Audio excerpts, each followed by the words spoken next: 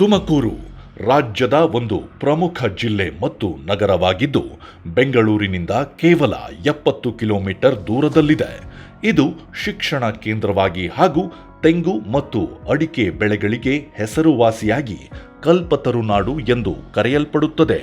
ರಾಜ್ಯದ ನಗರಾಭಿವೃದ್ಧಿ ಇಲಾಖೆ, ರಾಷ್ಟ್ರೀಯ ನಗರ ಜೀವನೋಪಾಯ ಅಭಿಯಾನ ಮತ್ತು ಪೌರಾಡಳಿತ ನಿರ್ದೇಶನಾಲಯಗಳ ಸಹಯೋಗತ್ವದಲ್ಲಿ ಅಮೃತ್ ಮಿತ್ರ ಅನುಷ್ಠಾನ ಮಾಡಲಾಗುತ್ತಿದ್ದು, ಅಶ್ವತ್ಥವನ ಉದ್ಯಾನವನವನ್ನ ಅಲ್ಲಿಯ ಸ್ಥಳೀಯ ಸಾಯಿ ಸ್ವಸಹಾಯ ಸಂಘದ ಮಹಿಳೆಯರಿಂದ ನಿರ್ವಹಣೆ ಮಾಡಲಾಗುತ್ತಿದೆ.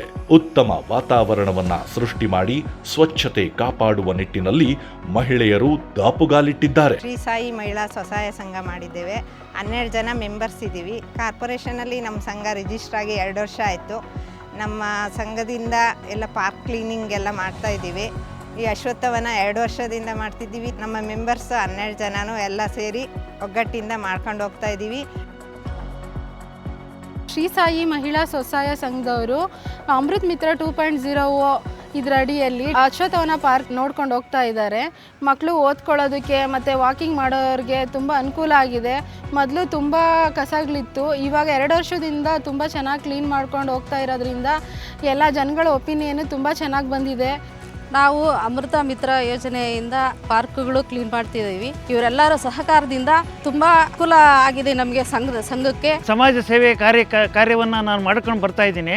ಶ್ರೀ ಸಾಯಿ ಮಹಿಳಾ ಸಂಘ ಒಂದು ರಿಜಿಸ್ಟರ್ಡ್ ಸಂಘವಾಗಿ ತುಮಕೂರು ನಗರದ ಸಿಟಿ ಕಾರ್ಪೊರೇಷನ್ನಲ್ಲಿ ಈ ಒಂದು ಪಾರ್ಕನ್ನು ಬಹಳ ಉತ್ತಮ ಸ್ಥಿತಿಯಲ್ಲಿ ಇದನ್ನು ನಿರ್ವಹಿಸ್ಕೊಂಡು ಬರ್ತಾ ಇದ್ದಾರೆ. ನಮ್ಮ ವಿದ್ಯಾನಗರದ ಬಡಾವಣೆಯ ಎಲ್ಲ ನಾಗರಿಕರು ಕೂಡ ಬೆಳಗ್ಗೆ ಮತ್ತು ಸಂಜೆ ಎಲ್ಲ ವಾಕ್ ಮಾಡಲಿಕ್ಕೆ ಎಲ್ಲ ಬಳಸ್ಕೊಂಡು ತುಂಬ ಅತ್ಯುತ್ತಮವಾಗಿ ಇದನ್ನು ನಿರ್ವಹಿಸ್ಕೊಂಡು ಬರ್ತಾ ಇದ್ದಾರೆ.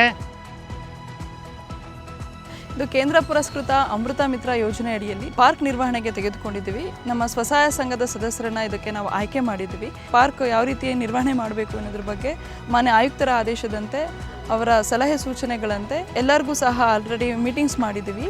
ಜೊತೆಗೆ ಅವರಿಗೆ ಯಾವ ರೀತಿ ಪಾರ್ಕ್ನ ನಿರ್ವಹಣೆ ಮಾಡಬೇಕು ಅಂತ ತರಬೇತಿನ ನೀಡಿದ್ದೀವಿ. ನಮ್ಮ ತುಮಕೂರು ಮಹಾನಗರ ಪಾಲಿಕೆಯಲ್ಲಿ ಈ ಒಂದು ವಾರ್ಷಿಕ ವರ್ಷ 25-26ನಲ್ಲಿ ಕೇಂದ್ರ ಪುರಸ್ಕೃತ ಯೋಜನೆ ಆಗಿರುವಂಥ ಅಮೃತ್ ಮಿತ್ರ ಈ ವರ್ಷದ 100 ಪಾರ್ಕ್ಗಳಿಗೆ ಸ್ವಸಹಾಯ ಗುಂಪಿನವರು ವಿಶೇಷ ಆಸಕ್ತಿಯನ್ನು ವಹಿಸಿ ಅಲ್ಲಿನ ಮಕ್ಕಳಿಗೆ, ಹಿರಿಯ ನಾಗರಿಕರಿಗೆ ಒಂದು ಒಳ್ಳೆಯ ವಾತಾವರಣವನ್ನು ಕೊಡ್ತಾ, ಸ್ವಚ್ಛತೆಯನ್ನು ಕಾಪಾಡ್ತಾ ಒಂದು ಒಳ್ಳೆಯ ಬಾಂಧವ್ಯನ ನಾಗರಿಕರ ಜೊತೆಗೆ ಹೊಂದಲಿ ಅಂತಂತ ಹೇಳಿ ಈಗಾಗಲೇ ಸಭೆಗಳನ್ನು ಕರೆದು ನಾವು ಇವಾಗಲೇ ಅವ್ರಿಗೆ ಸೂಚನೆ ಕೊಟ್ಟಿದ್ದೀವಿ. ಈ ವರ್ಷ ನಮಗೆ 100 ಉದ್ಯಾನವನಗಳಲ್ಲಿ ಇದೊಂದು ಸಕ್ಸಸ್ಫುಲ್ ಸ್ಟೋರಿ ಆಗೋಕ್ಕೆ ನಾವು ಒಂದು ಹೆಜ್ಜೆನ ಮುಂದಿಡ್ತಾ ಇದ್ದೀವಿ.